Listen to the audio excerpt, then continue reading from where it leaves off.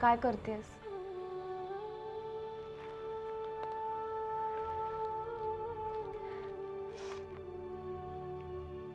जमतील तेवढ्या आठवणी बरोबर घेऊन जायचा प्रयत्न करते. असं काय काय घेऊन जाणार आहेस तू बरोबर? त्याचाच विचार करत होते. भिंतीवर टांगलेली फ्रेम घेऊन जायचं म्हटलं तरी खुंटीवरच्या आठवणी तशाच राहतील.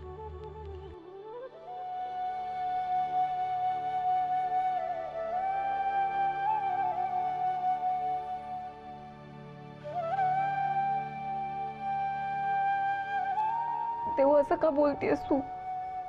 तू आम्हाला कायमची सोडून जाणार नाहीयेस. हे घर तुझंच आहे. तुला हवं तेव्हा तू इकडे येऊ शकतेस. लग्न झाल्यावर हवं तेव्हा इथे येण्याचा हक्कच मी गमावून बसतो. जाऊ दे. तुझ्यावर ही वेळ येईल ना तेव्हा तुला कळेल.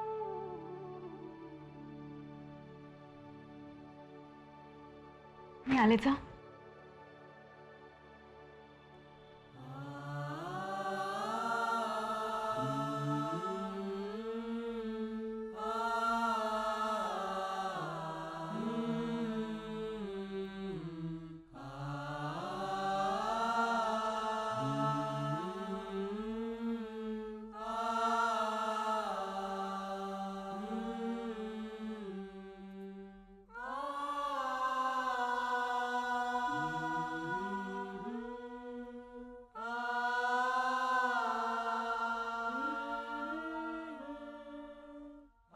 बस.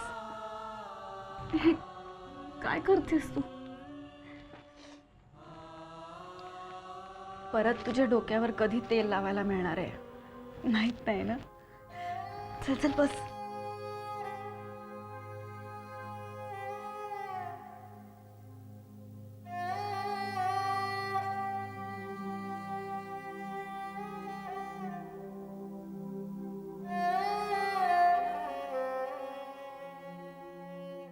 देव, हे लग्न लग्न म्हणजे नक्की काय असतं?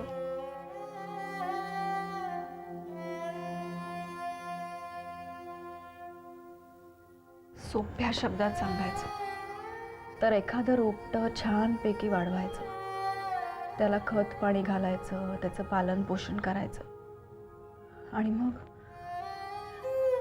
मग त्याची योग्य अशी वाढ झाली की मग वृक्षारोपण सोहळा. या सोहळ्यात सगळे जण येऊन आपापले फोटो काढून जातात. नंतर त्या रोपट्याला अनोळखी असलेल्या मातीत त्याचं रोपण केलं जातं. नशिबाने ती माती पोषक असली तर ते रोपटं तग धरतं, नाहीतर आयुष्यभराचं ओरपण आलंच.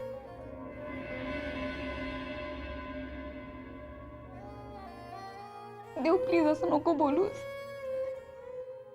तुझ्या बाबतीत सगळं चांगलंच होणार आहे.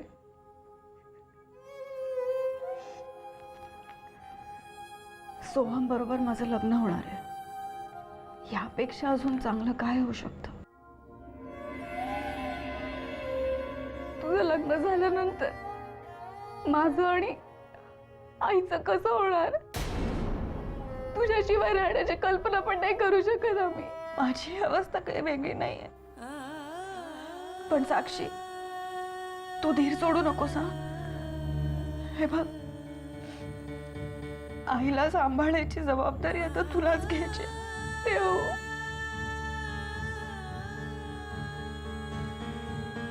काका आणि श्रावणची काळजी घे. दादूंना वेळेवर औषध दे. आणि काकू काही बोलली ना तरी मनाला लावून घेऊ नकोस.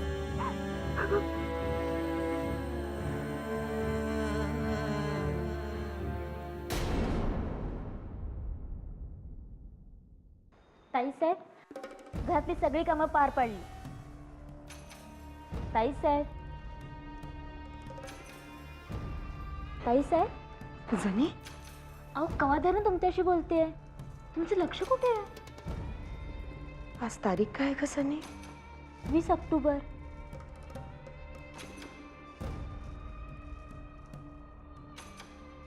भाऊजींच्या लग्नाची तारीख जवळ आली आणि अजून त्यांचा काहीही शोध लागलेला नाही. ताई साहेब, तुम्ही धीर सोडू नका. अहो विक्रम भैया लवकरच घरी परत येतील. तोपर्यंत खूप उशीर झाला असेल सनी, कारण तोवर देवयानीचं जबरदस्तीने दुसऱ्या कोणाशी तरी लग्न लावून देण्यात आलं असेल. अहो पण देवयानताई असं कशाला करतील? नाही लासाना, रणवीर राजे त्यांना भाग पाडतील असं वागायला.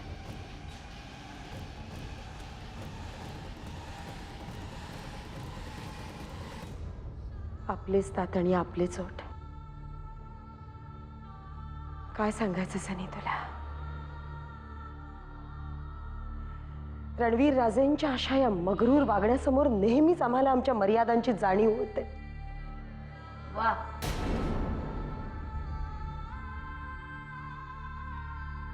मर्यादांची जाणीव होते, पण मर्यादांचं भान राहत नाही. साईमा, तुम्हाला जर मर्यादांचं भान असतं तर नोकर माणसांसमोर हे सगळं सांगण्याचं धाडस तुम्ही केलं नसतं. आम्ही खोटं तर काहीच बोललो नाही ना साईमा. ही तुमची दुसरी चूक.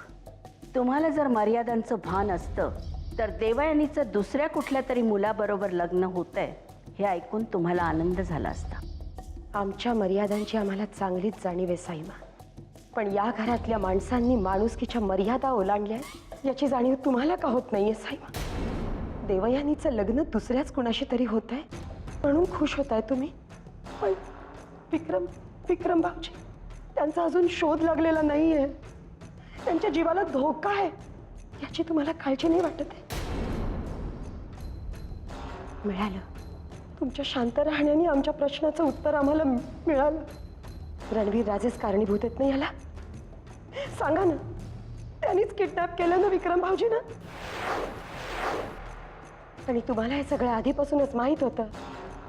बोला ना साईमा. आम्ही शांत का आहोत याचा स्वतःच्या सोयीनुसार अर्थ काढण्यापेक्षा आमच्यासारखं तुम्ही शांत राहिलात त्यामुळे काय होईल, या राजमहालात थोडी शांतता नांदेल असं नाही वाटत तुम्हाला?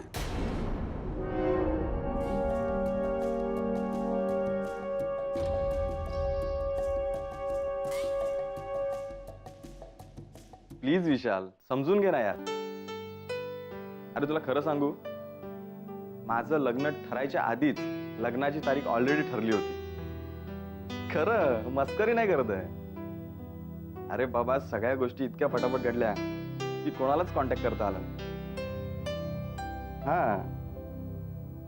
आता हेच बघ ना, आज 20 तारीख आहे. 2च दिवस उरलेत लग्नासाठी.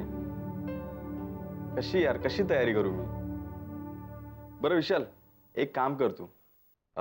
माझ्या कॉन्टॅक्टमधले जेवढे असतील ना त्या सगळ्यांना प्लीज तू इन्व्हिटेशन देशील? प्लीज यार, थँक्स.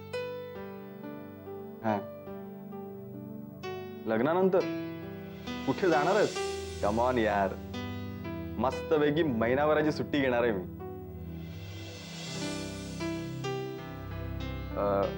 विशाल, मी तुला थोड्या वेळाने फोन करतो.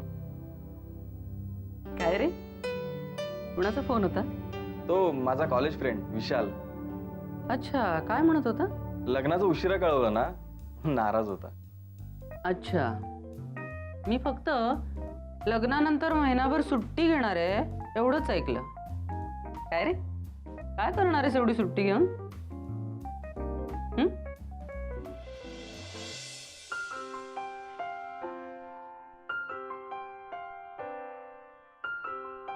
लाजतोयस काय? बोल ना. अ, नाही म्हणजे लग्नानंतर हनीमून. अरे वा, महिनाभर हनीमून. काय ठरवलंत का कुठे जायचं ते? नाही, अजून काही ठरवलं नाहीये. ठरवलं नाहीये? अरे मग देवयानीला तरी विचारायचंस. नाही, विचारायचंय तिला. काही गरज नाही विचारायची. ही माझ्याकडून तुम्हाला gift, honeymoon package, Mauritius. What a surprise. ताई तू खरंच ग्रेट आहेस. ग्रेट वगैरे काही नाही. मला जे शक्य झालं ते मी केलं. किती सहजपणे बोलून गेलीस ना तू. पण आतापर्यंत तू माझ्यासाठी जे जे काही केलंय त्याचा हिशोब ठेवला तर. वेडा आहेस का तू सोहम? आज माझ्या जागी आई बाबा असते तर त्यांनाही तू असंच बोलला असतास का? हो, पण माझ्या समोरची माझी ताई आहे ती मला आई बाबांपेक्षा वेगळी नाही. सोहम,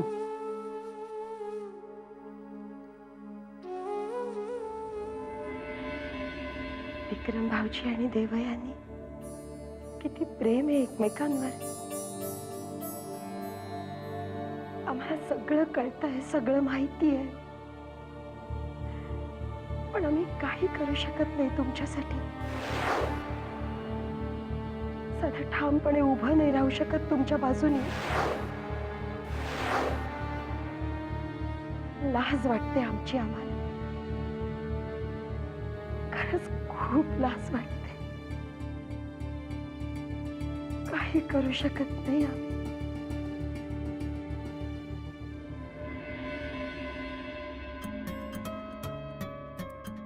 मग काय देवाणीला इथेच बोलवायचं का? गप ना श्रद्धा. ए, काय ग चेष्टा करतेस त्याची? सांग नाही काय लाजला बघा. पुरे आता पुरे ओवाळू द्या.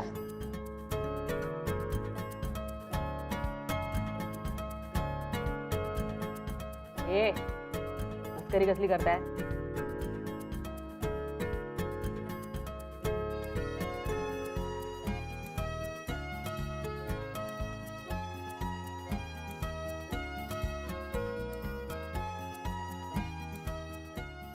पुरे ते वर घे रे. चल हळद लावायची आता. चल. का? का ते वर घे, तिथे लावायची असते.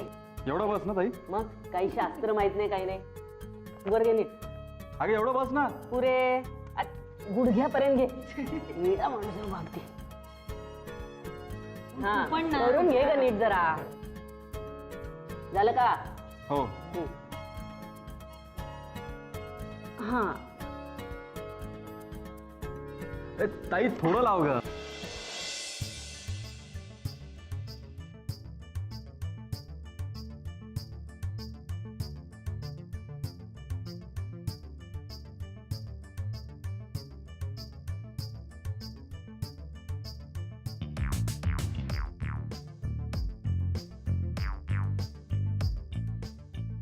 आता ना ह्याला पूर्ण ए, रंगवून ए, थांब, टाकलंय. थांब, थांब, थांब.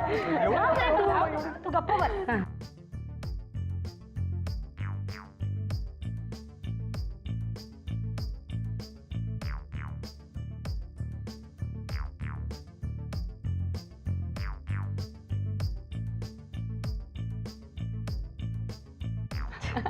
आता वाटतोय नवरा.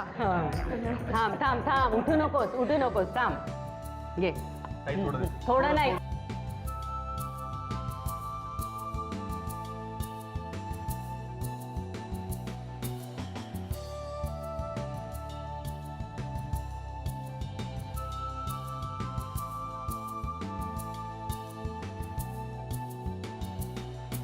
सुखी राहा. छान संसार करा.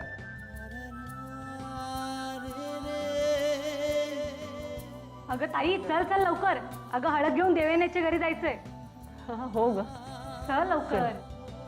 चल चल. चला द्या द्या मावशी. तू कुठे निघालास? मी पण येणार. हा येणार आहे.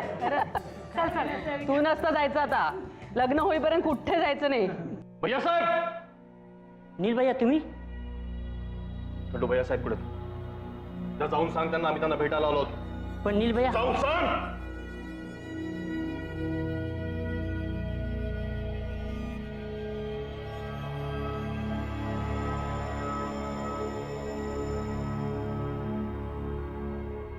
नील भाऊजी, तुम्ही किती दिवसांनी घरी आला? बसा ना.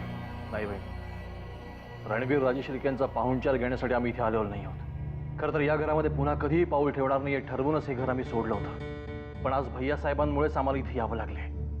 कुठे आहेत ते? नाही येत घरी ते, त्यांच्या कामानिमित्त बाहेर गेले. वहिनी, सध्या काय अनर्थ घडतोय तुम्हाला माहिती आहे ना? सगळं ठाऊक आहे आम्हाला, पण आम्ही काहीच करू शकत नाही भाऊजी. फक्त तुम्हाला विनंती करू शकतो की हा अनर्थ होऊ देऊ नका. विक्रम भाऊजींचा शोध लागेपर्यंत हे लग्न थांबवा भाऊजी. ते आता शक्य नाहीये बहिणी. कुणाच्या तरी धमकीला घाबरूनच देवयानींनी हे लग्न न करण्याचा निर्णय घेतलाय. बहिणी, देवयानीच्या घरच्यांना धमकवण्याचं काम भैयासाहेबांचंच आहे ना? दुसरं कोण असं वागू शकतं भाऊजी? हेच करू शकतात हे काम. पण आम्हाला या गोष्टीचं नवल वाटतं की पोलिसांना सुद्धा हे माहिती आहे. आम्ही स्वतः त्यांच्या समोर आमचा संशय बोलून दाखवला होता, पण तरी पोलीस सुद्धा हतबल ठरले, काही करू शकले नाहीत. म्हणून तर तुम्हाला विनंती करते, काहीही करा, पण विक्रम भाऊजींचा शोध लागेपर्यंत हे लग्न थांबवा. प्लीज.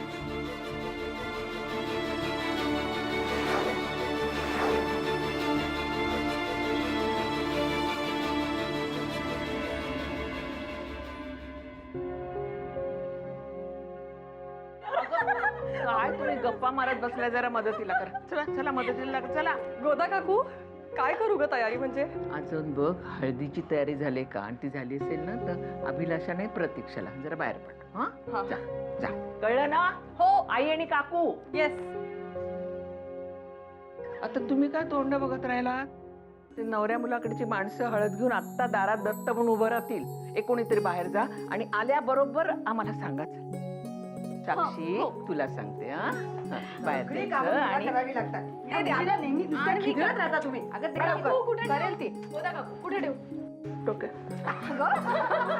ठेव मध्ये, अगदी मध्ये ठेव बरोबर. आणि रांगोळी काढायची. हे बघ, यांनी हे रांगोळी काढायला घ्या. चला चला, नीट सांभाळ. पटपट या बसा. तसं नाही ग, जरा पसरट पसरट कर. हा असं? बरोबर, माझ्याकडनं शिक जरा. पण काकू, एवढी फुलं पुरतील का आपल्याला? अगं नाही पुरली तर आणू, त्याला काळजी करते.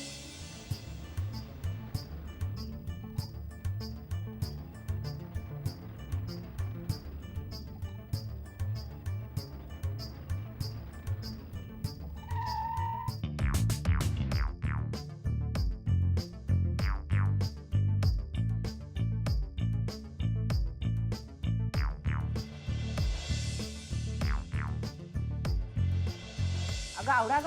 हो हो, ये समीक्षा, वेळेवर आली. या ना, या बसा बसा. काकू बसा, बस ग. काकू, तुम्ही बसा. मी बसते. रांगोळी काढता. ए साक्षी, सगळ्यांसाठी सरबत आणायला सांग ना. मावशी, जा ना सरबत घेऊन. मावशी, देवयानीला बोलवायला हवं ना? अगं हो, देऊ आहे ना, तिच्या खोलीतच आहे. जा बोलू ना. चल ना श्रावण, चल चल. सिस्टर आणि बहिणीमधलं प्रेम म्हणतात ना, ते हे असं. मला माफ कर विक्रम. आपल्या नशिबात एकमेकांची साथ इथपर्यंतच होती. आज सोहमच्या नावाची हळद लावून मी तुला सोडून चालली.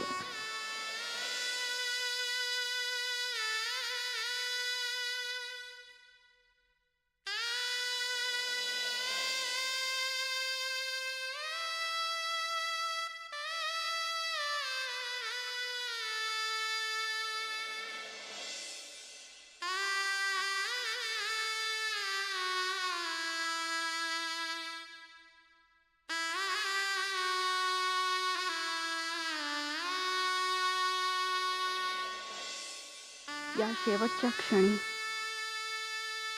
तुझी माफी मागण्याव्यतिरिक्त माझ्या हातात काहीच नाही.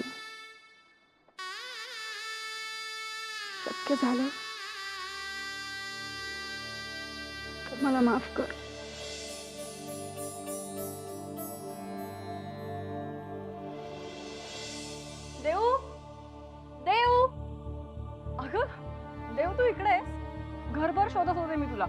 बर चल लवकर, सगळे वाट बघतायत तुझी. आलीच, ये लवकर.